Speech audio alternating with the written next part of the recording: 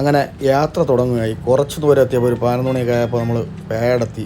അവിടെ ഇപ്പം നല്ല വിശപ്പുണ്ട്. അപ്പോൾ ഒരു കുഞ്ഞ് സ്പോട്ട് ഉണ്ട്. അത് കയറിയപ്പോൾ വലിയ ആംബിയൻസ് ഒന്നും തോന്നിയില്ല.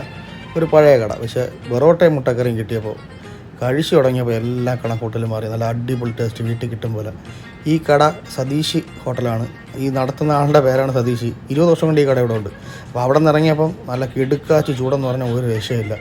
ഈ ചൂട് സഹിച്ച് നമ്മൾ പേപ്പാറ എത്തിയപ്പോൾ അതിനേക്കാളും മറ്റു വരണ്ട് കിടക്കുന്ന പേപ്പാറടാണ്. അവിടെ നേരെ നമ്മൾ വച്ച് പിടിച്ചു കാട്ടിലെ കടയിലേക്ക്.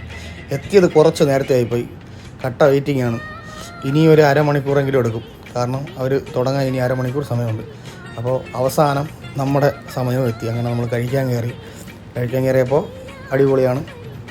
കൂവയിലയൊക്കെ കൊണ്ടുവച്ചിട്ടുണ്ട്. അപ്പോൾ ഞാൻ നളന്ദ വെഗാസ് എൻ്റെ ഏറ്റവും പുതിയ വീഡിയോയിലേക്ക് എല്ലാവർക്കും സ്വാഗതം.